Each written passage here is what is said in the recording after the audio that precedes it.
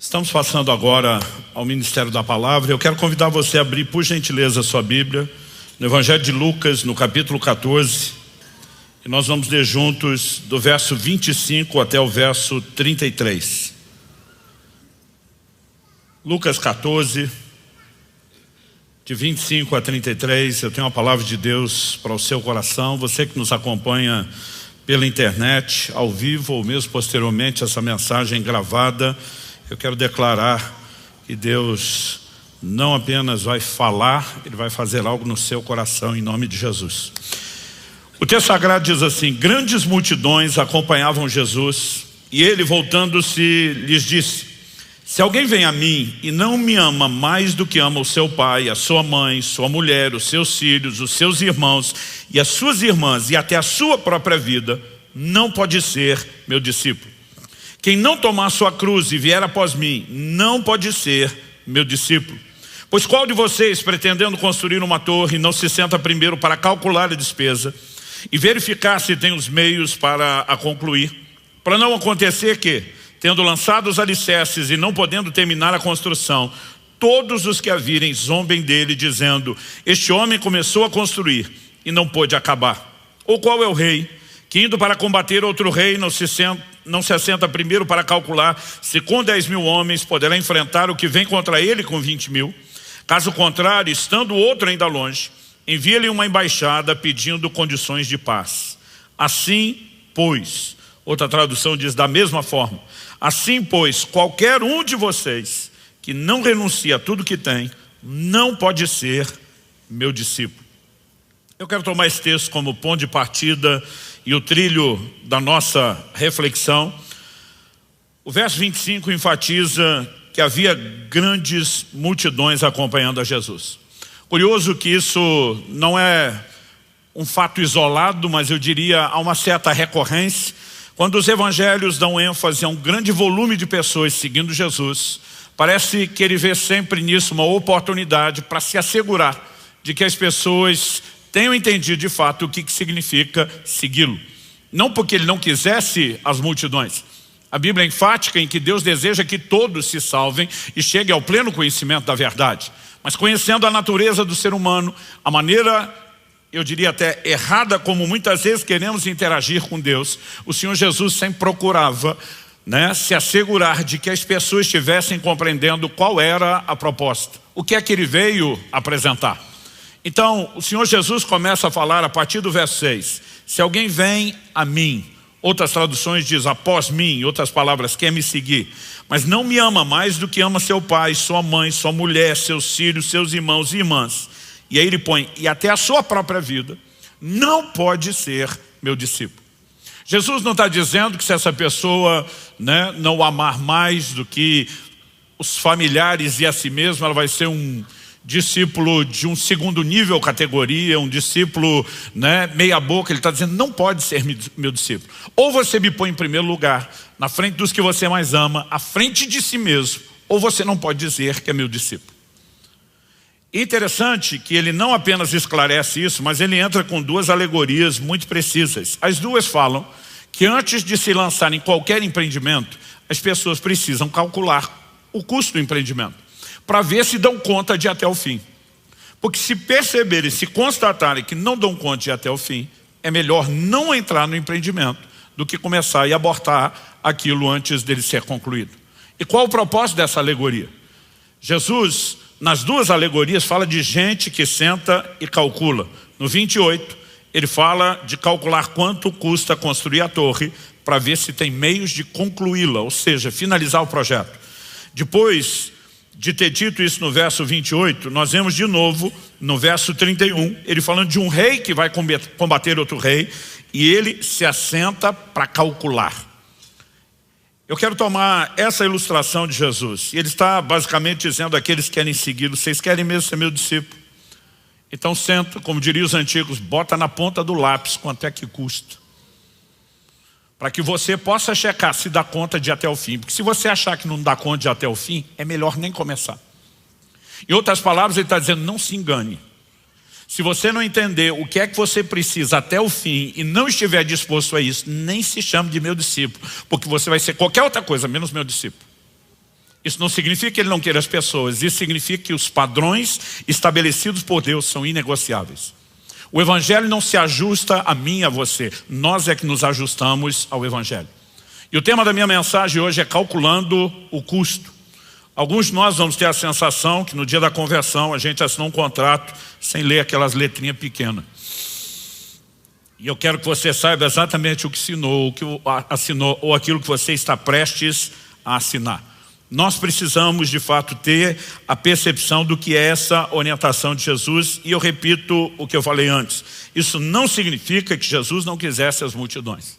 Apenas que ele queria se assegurar de que as multidões entendessem qual era a proposta. E a primeira verdade que eu quero destacar aqui hoje é que já está isso explícito no próprio texto, mas eu gostaria de ampliar e ver outros ensinos de Jesus e dos apóstolos, é que as pessoas precisam saber antes qual é o custo de qualquer empreendimento no reino natural, mas também no reino espiritual. Jesus não estava dando uma palestra sobre planejamento financeiro, mas ele toma como base, algo que todo mundo sabia: você não se lança em nenhum empreendimento sem calcular quanto custa. Eu sei que hoje em dia algumas pessoas não estão fazendo nem o básico de ter o seu orçamento, seu planejamento financeiro, mas Jesus toma aquilo como certo, de que são figuras de linguagem que todo mundo entende, e ele usa isso para falar no plano espiritual, não é diferente. Antes de entrar nessa empreitada, nessa caminhada, de dizer, de declarar, de se dispor a ser meu discípulo, de crer naquilo que eu estou propondo a vocês, entenda exatamente o que é que custa, ou quanto é que vai custar a vocês. E ele está falando de negar todas as coisas, negar a si mesmo, colocá-lo em primeiro lugar, amá-lo acima de tudo. Mas eu gostaria de olhar alguns versículos com você, para que você perceba que em vários momentos Jesus dava ênfase a essas verdades. Por exemplo, em Mateus no capítulo 7, dos versículos 13 até o 14, no 13 e o 14, Jesus diz: entrem pela porta estreita, porque larga é a porta e espaçoso é o caminho que conduz para a perdição, e são muitos os que entram por ela. Estreita é a porta e apertado é o caminho que conduz para a vida, e são poucos os que o encontram. Quando o Senhor Jesus fala a respeito dessa porta, outro dia eu vi uma conversa de dois irmãos, um encorajando o outro a cuidar um pouco mais da saúde, a perder peso, o outro fazendo chacota, dizendo: me dá um bom motivo para isso. O outro falou: a porta é estreita. Como quem diz: se você quiser entrar no céu vai ser difícil passar. Todo mundo riu, mas esse é um assunto para outra conversa, ministração de outro dia. Mas quando a Bíblia fala de porta estreita ou porta larga, ela está falando de uma porta que é apertada, de um caminho que é apertado. Mas é importante que você entendamos que Jesus está falando: tem um caminho que a entrada e o próprio caminho em si são desconfortáveis, mas o lugar aonde ele leva é de um conforto eterno. Tem uma outra porta e caminho que ela é bem confortável, mas o lugar para onde ele te leva é de um desconforto extremo eterno. E basicamente o que Jesus está dizendo às pessoas é: não avalie qual é o custo de agora, avalie qual é o preço final.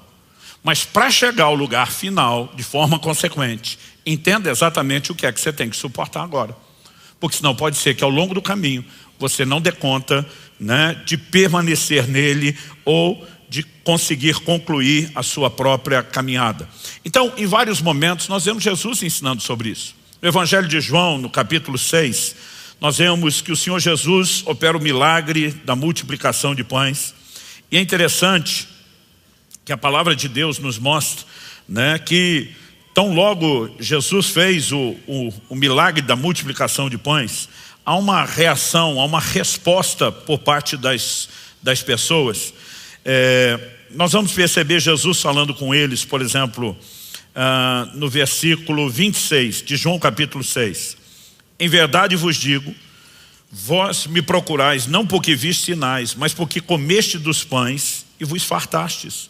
Jesus está dizendo, em outras palavras: vocês não estão bem atrás de mim, vocês estão atrás daquilo que eu tenho oferecido a vocês. Vocês estão pensando muito mais naquilo que eu posso entregar a vocês agora do que, na verdade, entender o que é que eu vim fazer para toda a eternidade. No verso 35, Jesus diz: eu sou o pão da vida. Quem vem a mim jamais terá fome, quem crê em mim jamais terá sede.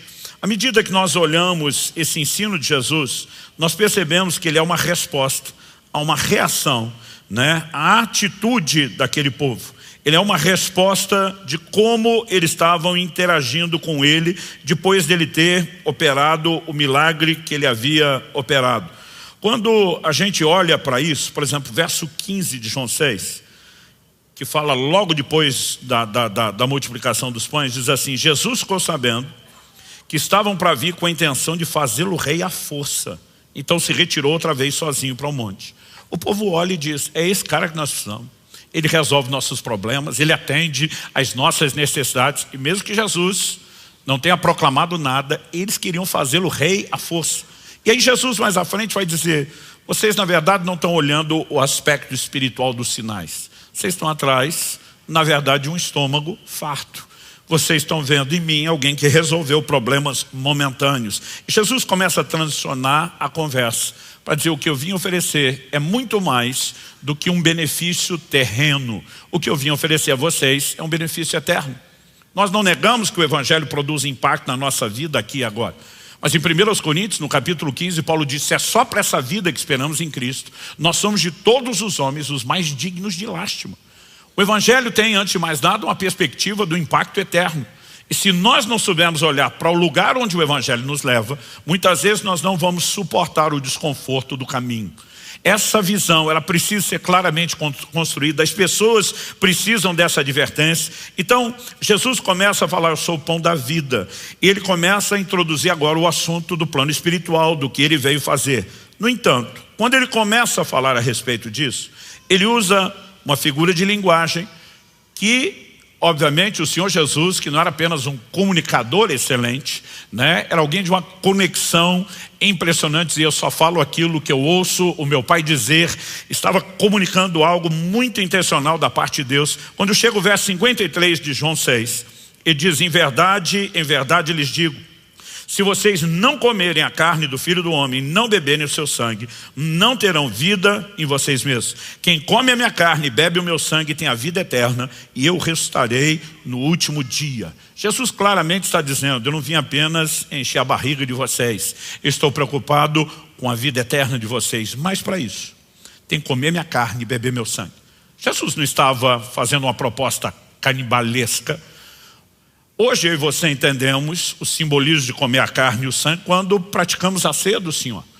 Nós não cremos e refutamos a doutrina da transubstanciação, que, né, na hora da ceia do Senhor, o pão e o cálice, os elementos se transformam literalmente em carne e sangue do Senhor. Mas nós não podemos negar que no plano espiritual, a Bíblia diz que nós temos comunhão com o corpo e comunhão com o sangue. Então, mesmo que os elementos não se transformem, espiritualmente nós nos beneficiamos disso. Mas essas pessoas que estão ouvindo Jesus ainda não foram ensinadas sobre essas coisas. Então eu não creio que Jesus só está falando de forma velada e codificada de algo que os seus discípulos ainda iriam entender melhor. Jesus está usando parte de o que nós podemos classificar de uma lente cultural. Todos os povos antigos do Oriente, entre eles os hebreus, conheciam muito bem rituais de aliança de sangue, o mais sagrado nível de aliança. Um compromisso que era de fato irreversível. E muitas vezes nesse compromisso firmado, a ideia sempre era de mistura de vida. Então se falava de aliança de sangue, porque muitas vezes alguém de um lado fazia um corte no corpo, a pessoa do outro, eles misturavam o sangue e eles estavam dizendo com isso: nossas vidas se misturam, nossa união jamais poderá ser quebrada. E muitas vezes em rituais como esse, você vai ver em Gênesis 14, a Bíblia diz que quando Melquisedeque vem ao encontro de Abraão, ele vem trazendo pão e vinho. Nós estamos falando de tempos remotos, antigos. Não tem ceia do Senhor instituída, mas tem um rito cultural. O pão representava o corpo e o vinho representava o sangue. Ao comer, ele estava dizendo: nós somos uma só carne. Ao beberem, ele estava dizendo: nós misturamos nossas vidas, uma vez que havia entendimento de que a vida estava no sangue. E aqui Jesus está chamando essas pessoas para um lugar de compromisso profundo. Ele está dizendo: o que eu espero de vocês é mistura de vida. O que eu espero de vocês é um compromisso que não se rompa, que não seja quebrado. E as pessoas entenderam o que Jesus falou e ensinou. Porque o verso 60 de João 6, então nós pegamos lá o 15, citamos o verso 20 e tanto, 30 e tanto, 50 e tanto, agora no 60, mas é a mesma linha de raciocínio. muitos dos seus discípulos, tendo ouvido tais palavras, disseram: duro é esse discurso, quem pode suportá-lo? Observe que o texto não está falando de gente hostil, de gente que estava examinando Jesus de longe, de gente que veio para checar vamos ver se esse negócio serve para mim. É gente que já se classificava discípulo e seguidor. Aliás, é para esse tipo de gente que Jesus falava: senta e calcula quanto custa. Porque você está dizendo que é meu discípulo, vamos ver se você dá conta de ser o que eu realmente vim propor. E a Bíblia diz que essas pessoas passaram a dizer: duro é esse discurso, quem pode suportá-lo? Tipo, isso é intragável, é difícil de engolir. Agora olha o verso 66. Diante disso, muitos dos seus discípulos o abandonaram e já não andavam com ele. Quando eles olham e dizem: é isso que o Senhor está esperando de nós? Não, está pedindo demais. Não é isso que nós viemos buscar, não é isso que nós viemos procurar. E basicamente Jesus está dizendo: quem determina esse discipulado sou eu. Ou você se adequa, ou você está fora. E esse povo simplesmente diz: então nós estamos fora. Viraram as costas.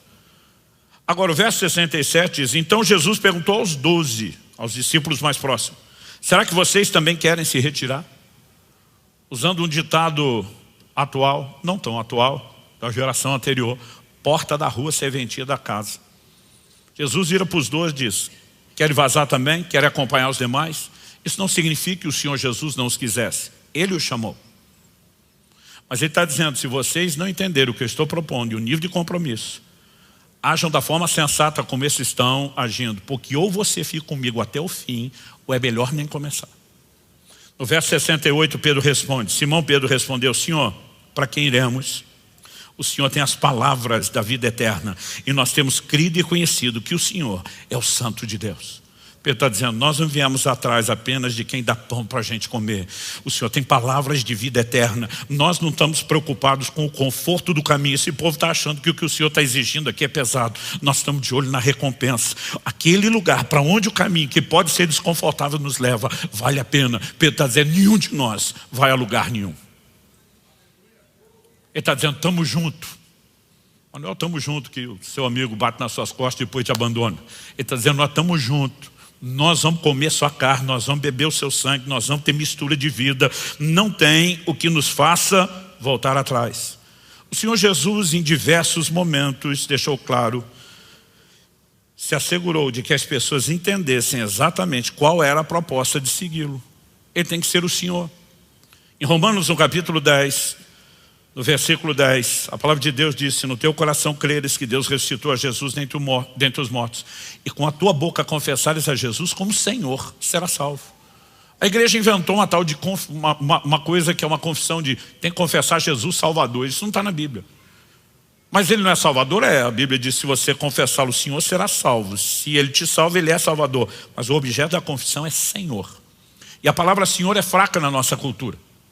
Porque no mínimo, no máximo que a gente consegue imaginar é o filho falando para o pai: sim senhor, ou dentro da cadeia de comando militar: sim senhor, né? Apenas para indicar respeito. Mas a palavra Senhor, ela significa amo, ela significa dono, possuidor.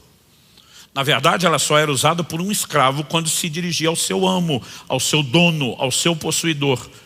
E a Bíblia está dizendo que a única forma de entrar nesse caminho de salvação é reconhecer que Ele é o dono, é negar a própria vida, é estar disposto a negar toda e qualquer coisa. Então eu e você precisamos calcular o custo, e Jesus queria que todo mundo soubesse. Os apóstolos também falavam disso. Em Atos, no capítulo 14, quando nós vemos a viagem missionária de Paulo e Barnabé, a Bíblia diz o seguinte: eu vou ler os versos 21 e 22 de Atos 14. O verso 20 fala deles pregando o evangelho numa cidade chamada Derbe. O 21 diz assim: e tendo anunciado o evangelho naquela cidade e feito muitos discípulos, Paulo e Barnabé voltaram para Listra, Icônio, Antioquia. Eram as cidades que eles haviam passado anteriormente, pregando o evangelho, estabelecendo discípulos. A Bíblia diz: fortalecendo o ânimo dos discípulos e exortando-os a permanecerem firmes na fé, e mostrando que através de muitas tribulações nos importa entrar no reino de Deus. Então, primeiro eles passam nessas cidades para pregar o evangelho e levar as pessoas a Cristo. Agora eles voltam fortalecer o ânimo dos discípulos, dizendo, tem que perseverar na fé, tem que ficar firme na fé, vocês não podem se perder ao longo do caminho. E qual a preocupação em fortalecer o ânimo e ensinar a importância de ficar firme na fé? O texto diz, mostrando que através de muitas tribulações nos importa entrar no reino de Deus. Quando eu olho para o evangelho moderno, que eu venho chamando de transgênico, eu me preocupo porque primeiro, nós damos uma ênfase demasiada àquilo que é terreno e pouco, em alguns lugares, quase nada no que é eterno. Então hoje em dia a propaganda é, você está com um problema financeiro, de saúde, na família, vem para Jesus que Ele resolve. Quando você olha para o ministério de Jesus, é lógico que Ele se preocupou em tocar essas necessidades também. Mas isso nunca foi o foco, isso nunca foi o centro, isso era parte do efeito colateral de uma mensagem que o chamava a focar na eternidade. Então não estou dizendo que nós vamos jogar isso fora, mas nós não podemos fazer daquilo que é periférico o centro. E de alguma forma as pessoas estão dizendo, olha, vem para Jesus porque Ele resolve os seus problemas. E as pessoas vêm, abraçam a fé, esperando uma vida sem problema. Quando os problemas começam, qual a conclusão de muitas dessas pessoas? A solução que me prometeram não era verdadeira. E provavelmente essa é a razão pela qual muita gente não conclui o caminho. Porque o que nós acabamos entregando na prática não é o que foi oferecido quando, entre aspas, vendemos o evangelho para eles. A Bíblia está dizendo, importa que por meio de muitas tribulações herdemos o reino de Deus. O que a gente tinha que estar dizendo para as pessoas é aceitar Jesus. Não significa que seus problemas vão desaparecer. Pelo contrário, talvez você possa ter até mais problemas do que antes. Aliás, Jesus diz, vão perseguir vocês, vão odiar vocês. Nós ainda vivemos numa cultura onde a perseguição é pouca, é ideológica, é institucional. Há muitos lugares na terra hoje que a conversão pode significar que a pessoa morra. Às vezes assassinada pela própria família e não apenas pelo governo. Então a pergunta é, se o evangelho não dá uma melhor qualidade de vida terrena, ele não deve ser anunciado? Essa nunca foi a proposta. Ele pode afetar essa área, mas a proposta diz sempre respeito a uma eternidade. E de alguma maneira nós começamos a mudar o foco. Agora, eu fico imaginando, se atualmente a igreja, principalmente quando falamos da mídia e da televisão, se a gente começar a anunciar um evangelho onde a gente diga às pessoas, se você vier para Jesus, provavelmente você vai ter mais problemas do que teria antes. Qual seria o nível de adesão? Outro dia alguém falou para mim, qual é o lucro? Eu falei, o lucro está sempre do lado de lá, na eternidade.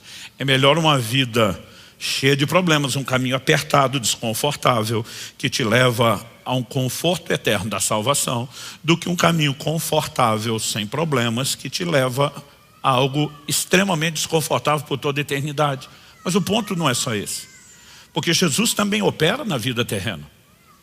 Paulo disse, é só para ela que nós esperamos, nós somos os mais infelizes. Então significa que a gente não pode pôr expectativa só aqui, a eternidade em primeiro lugar, mas não significa que Ele não age aqui. Então digo às pessoas, antes você podia até ter menos problema sem a solução. Agora você pode ter mais problemas com forças sobrenaturais e a possibilidade de viver intervenção. Mas nós não podemos negar os problemas. Eles são apresentados ao longo de todo o evangelho da mensagem. 1 Tessalonicenses capítulo 3, a partir do verso 1, ao que o apóstolo Paulo diz. Vou ler do 1 até o 3. Por isso, não podendo esperar mais, achamos por bem ficar sozinhos em Atenas. Enviar nosso irmão Timóteo, ministro de Deus e no evangelho de Cristo, para fortalecer e animá-los na fé. De novo, fortalecer, animar a fé. A fim de que ninguém se inquiete com essas tribulações. Porque vocês mesmos sabem que fomos designados para isso. Quando ele diz, vocês mesmos sabem, do que ele está falando? Quando eu passei e preguei, eu notifiquei todo mundo. Os problemas e as tribulações surgirem agora não é surpresa para vocês. Porque o evangelho que nós pregamos não deixou de anunciá-los e nem de prepará-los para isso. Vocês sabem. E ele não só fala de uma possibilidade. Ele diz, vocês mesmos sabem que fomos designados para isso. Aliás, no verso 4 ele diz, pois quando ainda estávamos com vocês, está falando da visita presencial, predissemos que íamos passar por aflições, o que de fato aconteceu e é do conhecimento de vocês. Agora, qual a preocupação de Paulo? Verso 5. Foi por isso que, já não me sendo possível continuar esperando, mandei perguntar a respeito da fé que vocês têm, temendo que fossem provados pelo tentador e o nosso trabalho se tornasse inútil.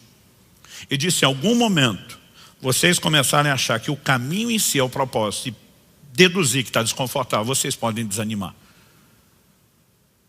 Mas o que é que Paulo ensinava? Romanos 8,18.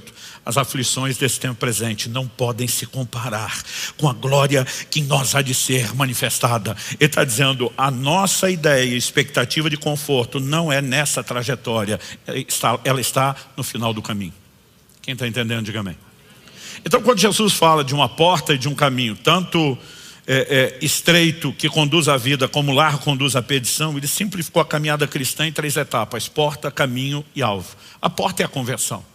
E as pessoas precisam entender que converter não é tudo. Entreguei minha vida a Jesus, finalmente cheguei lá. Não, você começou agora.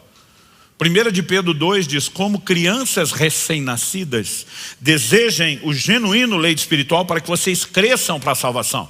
Ou seja, existe um crescimento depois da conversão, porque a salvação não está na porta, a salvação não está só no caminho, a salvação está no final, na conclusão. Quem está entendendo? 1 de Pedro capítulo 1, verso 9, a fim de que alcanceis o fim. Algumas traduções dizem o alvo, outras dizem o objetivo final da vossa fé, a salvação das vossas almas. Nós precisamos entender que aqui, não na porta, não no caminho, mas no alvo, que a coisa se concretiza. E nós não podemos animar no processo antes de completá-lo. Então os apóstolos pregavam, ensinavam essas coisas. E eu tenho dito, as pessoas têm que saber antes o custo.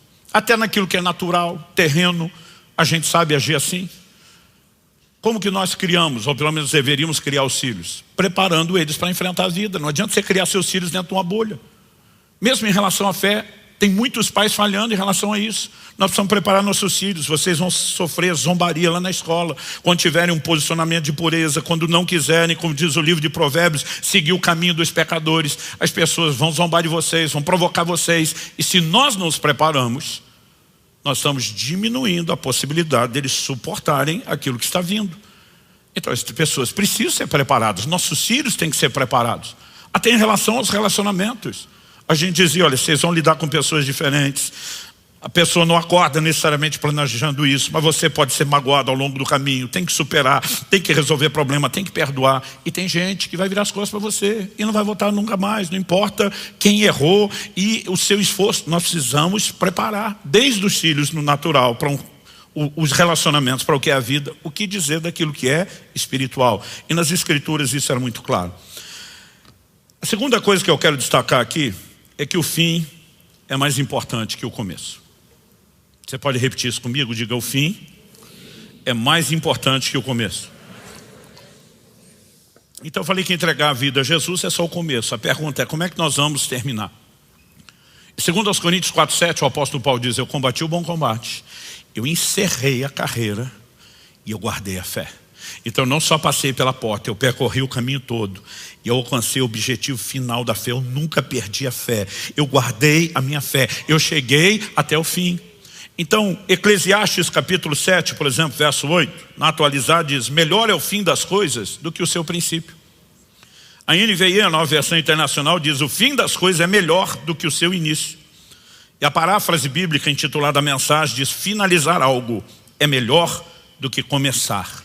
Basicamente, o que nós temos em declarações daquilo que é natural, por exemplo, melhor do que um filho que nasce, é você acompanhar toda a trajetória de crescimento e desenvolvimento da vida dele. Quando falamos de um casamento, melhor do que a festa inicial daquela união é preservar e cultivar um bom relacionamento e ter um matrimônio duradouro. Isso serve, e Eclesiastes 7 está falando de coisas naturais em primeiro lugar, mas isso se aplica, eu diria não só também, eu diria até principalmente, isso se aplica em questões espirituais. Gálatas capítulo 3. Esses irmãos da Galácia era uma região. Esses irmãos da Galácia, o que abrangia várias igrejas, eles estão sendo abordados por Paulo nessa epístola porque há um contexto. Olha o que ele pergunta, capítulo 3, eu vou ler do verso 1 ao 3. Ó Gálatas insensatos, quem foi que os enfeitiçou Não foi diante dos olhos de vocês que Jesus foi exposto como crucificado. Quero apenas saber isso. Vocês receberam o Espírito pelas obras da lei ou pela pregação da fé? Será que vocês são tão insensatos que, tendo começado no Espírito, agora querem se aperfeiçoar na carne? Então Paulo passa, prega o Evangelho de Jesus, expõe o Cristo crucificado, e ele fala isso, né, no final do verso 1. Diante dos olhos de vocês, Jesus Cristo foi exposto como crucificado, prega o Evangelho, mas depois, da ausência dele, eles começaram a se exporem a um ensino judaizante de pessoas que contradiziam o que era a obra da graça de Deus, se expressa mediante a fé. E ele diz, quem é que está enfeitiçando vocês? A palavra usada no original, ela significa exatamente isso. Muitas das traduções modernas, mais antigas, usavam termos como na Almeida atualizada, quem fascinou vocês, né? Mas essa palavra falava de lançar um encantamento, e diz, há um engano que está enredando vocês. Vocês começaram bem, vão terminar mal. Ou o que ele diz em Gálatas, no capítulo 5, versículos 7 e 8, para esse mesmo povo. Vós corríeis bem. O que significa isso? Vocês começaram e durante um tempo na corrida estavam bem. Vocês vinham correndo bem. Quem foi que os impediu de continuar a obedecer à verdade? Essa persuasão não vem daquele que o chamou. Vocês iam correndo bem. Começaram, passaram pela porta. O início desse caminho, a Bíblia apresenta a jornada da fé tanto como um caminho pelo qual se anda, como muitas vezes apresenta a fé como sendo uma corrida. E diz que vocês estavam vindo bem. A pergunta é, quem foi que impediu vocês de obedecer à verdade, de continuar no caminho? E diz, essa persuasão, esse engano que entrou na vida de vocês, não vem daquele que o chama. Paulo está dizendo, Deus que o chamou ao caminho, e que quer que você continue no caminho, e que te exorta a não sair do caminho, está dizendo que tudo aquilo que contribui para que você não permaneça, não vem dele. Então, essas exortações, elas iam aparecendo ao longo de toda a Escritura. O fim é mais importante que o começo. Paulo era determinado a alcançar o seu propósito. Em Filipenses, no capítulo 3, nos versos 13 e 14, nós vemos Paulo declarando, irmãos, quanto a mim não julgo havê-lo alcançado. Em outras palavras, não cheguei lá ainda, mas uma coisa faço, esquecendo-me das coisas que ficam para trás e avançando para as que estão diante de mim, prossigo para o alvo, para o prêmio da soberana vocação de Deus em Cristo Jesus. Esquecendo das coisas que ficam para trás, ele não está falando só coisa ruim. Às vezes as pessoas pegam esse texto e dizem, esquece quem te machucou, perdoa, supera. É lógico que nós temos que fazer isso. Esquece suas experiências ruins, se machucaram, deixa Deus sarar. É lógico que nós temos que fazer isso. Mas tudo que você já experimentou de bom, de bênção, de intervenção, também deixa. Tem mais bênção para vir. Nós estamos em movimento, o caminho fala de um movimento e nós estamos focados no que está no fim do caminho. Então mesmo aquilo que foi extraordinariamente bom não deveria nos fazer estacionar. Deixa para trás, avança, prossegue. Para o quê? Para o prêmio da soberana vocação de Deus que está em Cristo Jesus. O que realmente vale a pena. E eu não estou dizendo que passar pela porta não seja uma boa experiência. Eu não estou dizendo que o caminho não seja algo bom. Mas o que realmente vale a pena está lá no final do caminho. É o nosso alvo. Quem está entendendo, diga amém. Então, eu e você precisamos não só entender isso. Precisamos de tempos em tempos nos fortalecer com essa compreensão. E precisamos entender que se os apóstolos voltavam lá para os novos na fé, os novos convertidos, para lembrá-los até daquilo que já foi pregado. Não só eu e você precisamos nos manter conscientes disso, mas precisamos manter uns aos outros conscientes. É por isso que Hebreus 10, 25 você lê, e não deixemos de congregar, como é costume de alguns. A Bíblia fala que nós temos que nos encorajar uns aos outros. Nós precisamos nos fortalecer uns aos outros. Nem todo fortalecimento da palavra vai fluir do púlpito. Isso é parte do processo do que Deus planejou para a igreja. Mas muito das verdades de Deus que você abraça, não só o que você ouve no púlpito, aquilo que você está lendo, meditando, estudando na palavra, incorpora na sua vida, você começa a transbordar e derramar na vida das pessoas à sua volta. E nós precisamos entender que isso é mais do que uma orientação a ser dada de forma esporádica, ocasional, é assunto para ser repetido. Em Hebreus, no capítulo 2, no verso 1, a Bíblia diz, importa que nos apeguemos com mais firmeza às verdades ouvidas. Significa que aquilo que já foi ouvido Tem hora que a gente tem que mastigar, processar, ruminar de novo. Para quê? Para que a convicção cresça. Escrevendo aos Filipenses, Paulo diz: eu não me canso de dizer as mesmas coisas. Basicamente ele está dizendo, nós não vamos viver só de novidade, de tempos em tempos. Nós vamos voltar naquelas mesmas coisas para que a convicção não venha se arrefecer. Quem está entendendo? E quando eu e você estamos cuidando de gente que conduzimos a Cristo, nós temos que prepará-los. E eu vou voltar lá no assunto do início. Jesus fez isso, os apóstolos faziam isso. E eu quero ler mais alguns textos que deixam isso claro. Em Mateus, no capítulo 7, eu já mencionei os versos 13 e 14, mas eu quero que a gente leia agora do verso 24 ao 27. Jesus diz assim, final do verso 23, termina com a frase dele: afastem-se de mim, vocês que praticam o mal. Ele está dizendo de gente que no final vai chegar diante dele dizendo o seu nome, expulsamos demônios, curamos enfermos, profetizamos. Ele vai dizer: não conheço vocês. Afastem de mim vocês que praticam o mal. O que ele está dizendo? Que os frutos na vida daqueles que dizem ser seus discípulos não são apenas as obras do ministério, mas principalmente a maneira que vivemos. E que em essência elas precisam expressar obediência, rendição ao seu senhorio. Aí ele entra em Mateus 7, 24 a 27. Todo aquele, pois, que ouve essas minhas palavras e as pratica, será comparado a um homem prudente que construiu uma casa sobre a rocha. Caiu a chuva, transbordaram os rios, sopraram os ventos e bateram com força contra aquela casa, e ela não desabou, porque tinha sido construída sobre a rocha. Todo aquele que ouve essas minhas palavras e não as pratica, será comparado a um homem insensato que construiu sua casa sobre a areia. Caiu a chuva, transbordaram os rios, sopraram os ventos e bateram com força contra aquela casa, e ela desabou, sendo grande a sua ruína. Quando Jesus apresenta os dois exemplos, da casa que permanece e da casa que cai, ele vai falar tanto de similaridades, como também vai definir contrastes. Similaridades: os dois construtores estão edificando uma casa. Mas a similaridade não é só isso. Ambos os construtores vão enfrentar o mesmo tipo de oposição. No verso 25, Jesus fala aqui de 4 características: caiu a chuva, transbordaram os rios, sopraram os ventos e bateram com força contra aquela casa. Você pode repetir isso comigo, por gentileza? Diga: caiu a chuva, transbordaram os rios, sopraram os ventos e bateram com força contra aquela casa. Agora, olha o verso 27, o que ele diz sobre o outro construtor da casa que desabou? Caiu a chuva, transbordaram os rios, sopraram os ventos e bateram com força contra aquela casa. Ctrl C, Ctrl V. As mesmas declarações na mesma ordem. O que determina se a minha e a sua casa vai ficar de pé, ou seja, se nós vamos chegar até o fim, se a torre terminará de ser construída, não são as circunstâncias que a gente enfrenta. O que determina é como nós estamos construindo. Então Jesus falou, um que é considerado prudente e não insensato, ele decidiu edificar sobre a rocha. E diz: esse é o que ouve e pratica. O evangelho não pode se tornar mero discurso. Mas ele diz: tem aquele que ouve e não pratica. Esse aqui tem prazo de validade. A pergunta é: por que alguém vai ouvir Jesus? Você não quer praticar o que Jesus fala. Muitas vezes a gente só pensa assim: essa pessoa é mero e simplesmente um hipócrita, um falso e fingido. A maioria delas não está pensando exatamente nisso.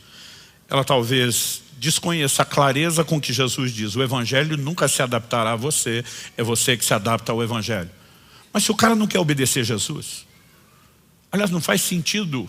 Em Lucas, no capítulo 6, nós temos a mesma parábola.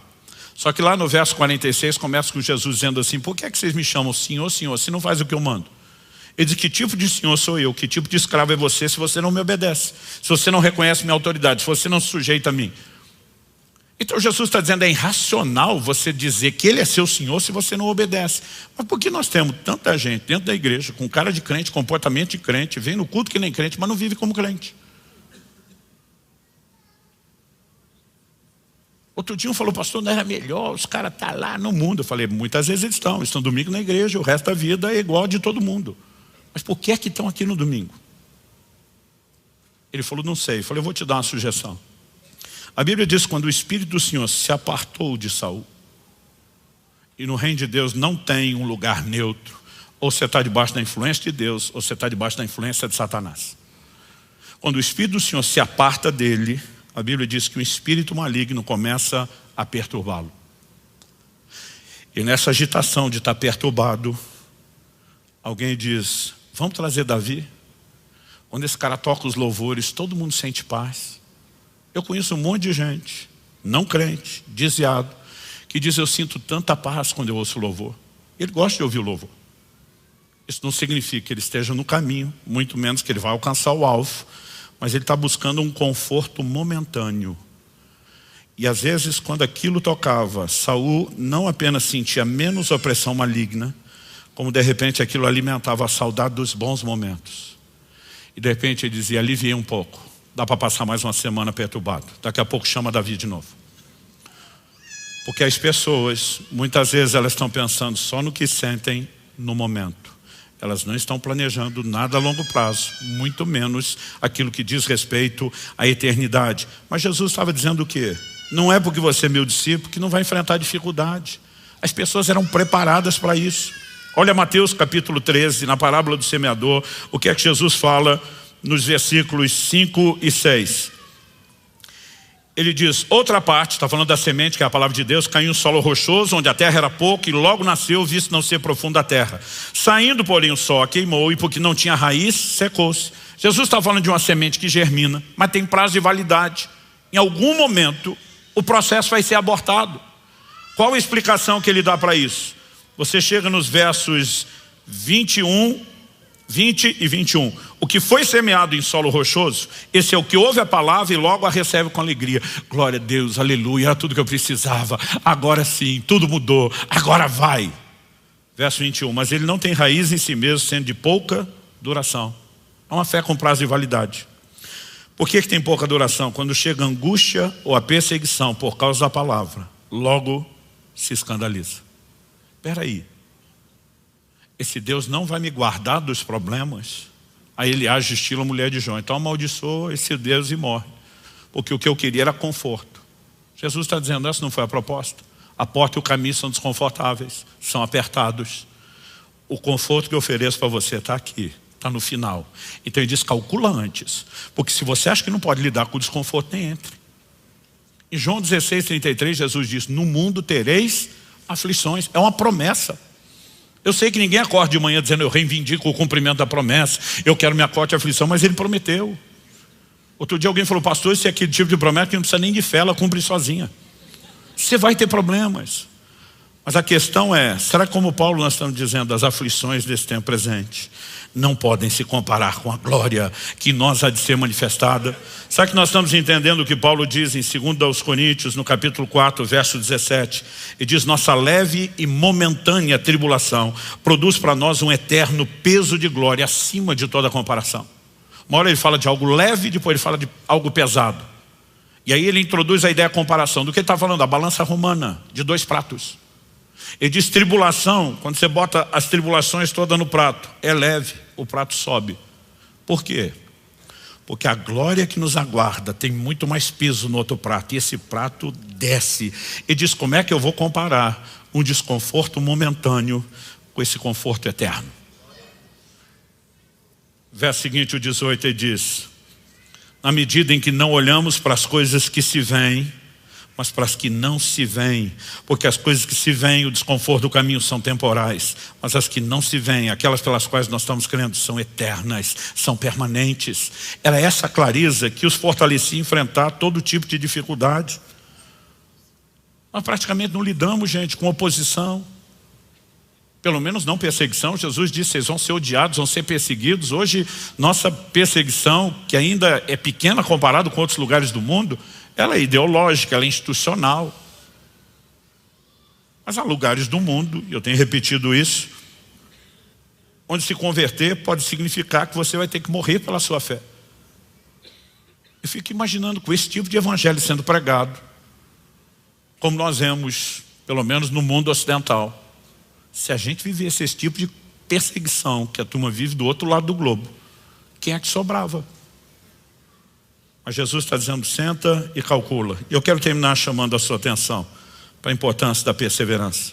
Em Lucas, no capítulo 8, no verso 15, Jesus fala que aquele solo bom onde de fato a semente não apenas brotou, mas ela cresceu, frutificou. E diz assim, Lucas 8,15, a parte que caiu na terra boa, esses são os que, tendo ouvido de bom e reto coração, retém a palavra.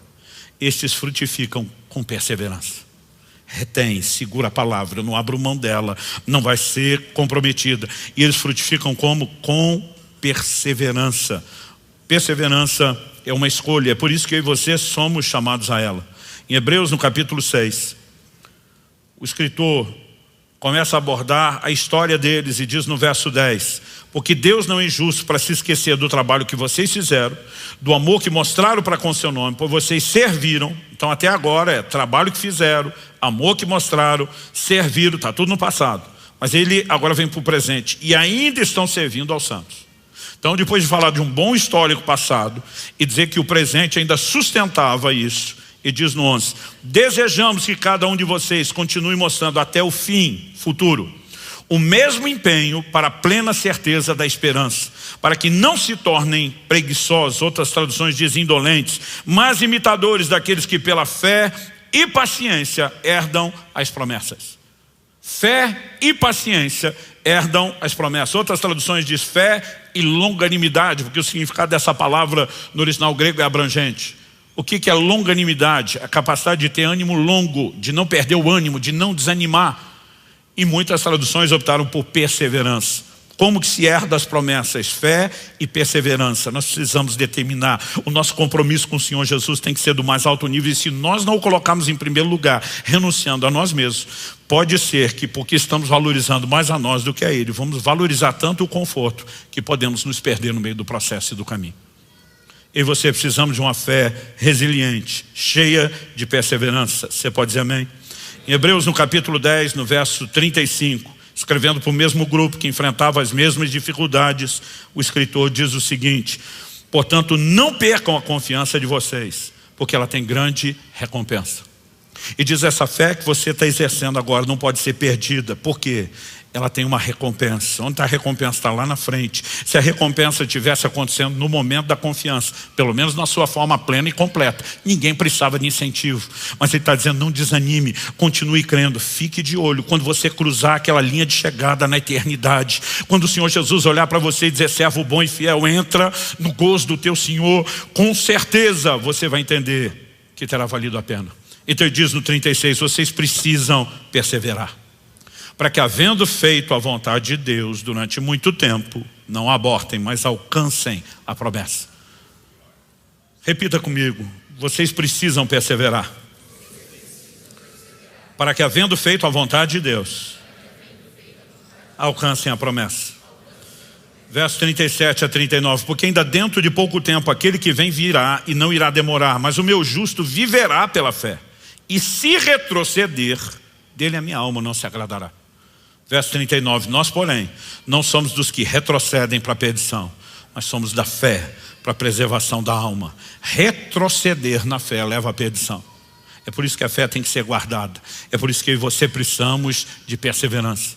O apóstolo João, no livro de Apocalipse, ele ainda está nas notas introdutórias ali do capítulo 1, no versículo 9, ele diz assim, eu, João, irmão e companheiro de vocês. Eu gosto dessa frase, irmão e companheiro. Irmão, nós sabemos por que ele está falando isso. Somos parte de uma mesma família, aqueles que nasceram de novo em Cristo Jesus, os nascidos de Deus, filhos de Deus, somos irmãos. Mas ele diz companheiro. Que companheiro é esse? Companheiro de vocês na tribulação, no reino e na perseverança em Jesus. Por que ele usa esse linguajar? Porque ele diz, eu, João, irmão e companheiro de vocês, na tribulação, no reino, na perseverança de Jesus, estava na ilha chamada Pátimos, por causa da palavra de Deus e do testemunho de Jesus. O lugar onde João tem as revelações do Apocalipse, a ilha de Pátimos, é um lugar onde ele se encontrava exilado, preso, por ter pregado o evangelho. Então ele está dizendo, eu, João, irmão de vocês sabem de onde eu estou escrevendo, onde é que eu tive a experiência. Eu quero só lembrar, nós não somos apenas irmãos, nós somos companheiros no reino, sim, mas na tribulação.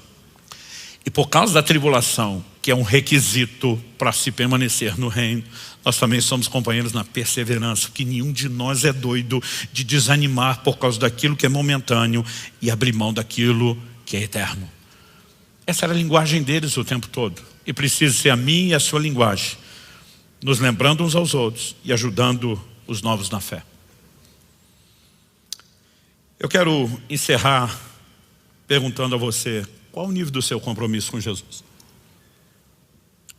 Quão consciente você tem de fato estado a respeito de um nível de compromisso do qual você não pode abrir mão? De acordo com Jesus, é fácil receber a palavra com alegria antes de ter problemas, mas nossa fé será testada quando as tribulações chegam, quando a oposição por causa do evangelho chega. E quando essas coisas começam a acontecer, é melhor a gente se assegurar primeiro que não haja fragilidade no compromisso. Então Jesus está dizendo, antes de entrar, calcula quanto custa. O que ele estava dizendo? Eu preciso colocar em vocês a mentalidade correta antes de começar. Alguns de nós esperamos chegar ao prazo de validade para depois descobrir, será que eu tenho que recomeçar com a mentalidade certa, quando poderíamos ter construído com a correta desde o início. É por isso que de tempos em tempos a gente precisa dessa avaliação.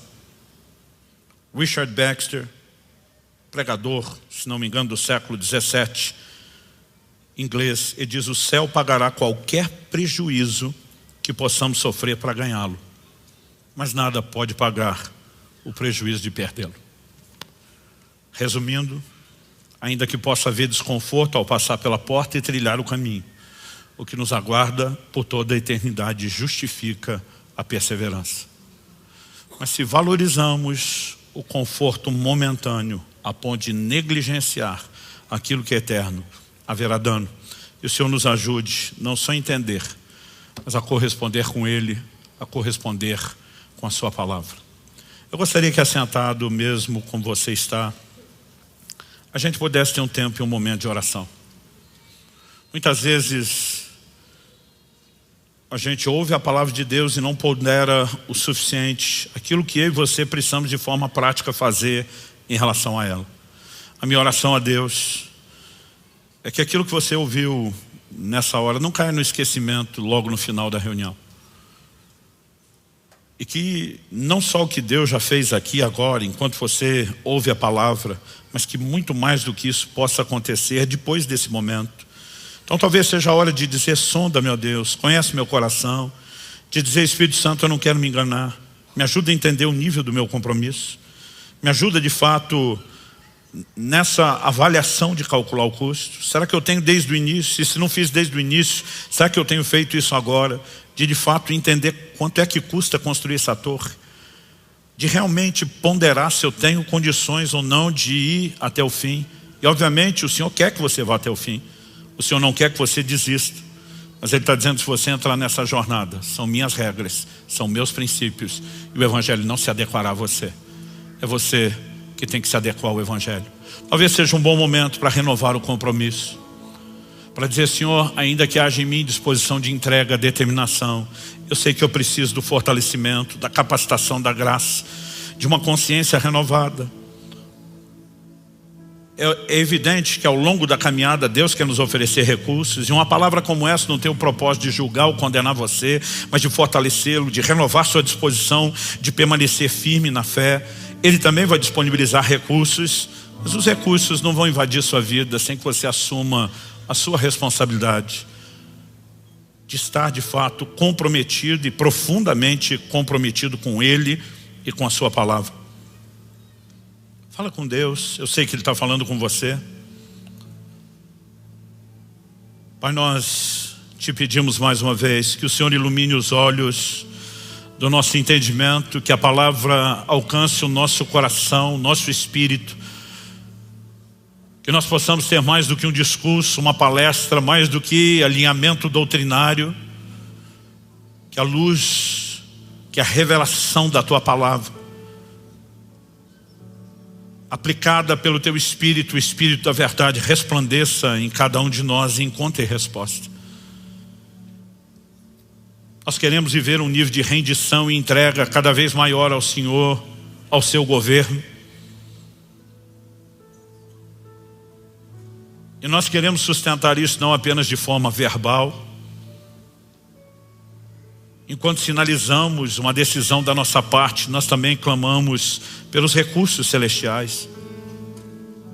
Nós não queremos apenas calcular o custo com a consciência dele, queremos seguir firmes e determinados, numa fé que anda de mãos dadas com a perseverança, que prossegue com determinação, avançando para o alvo, reconhecendo que não há nada que justifique o desânimo ou o naufrágio na fé. Nós clamamos graça e favor do alto em nome do Senhor Jesus.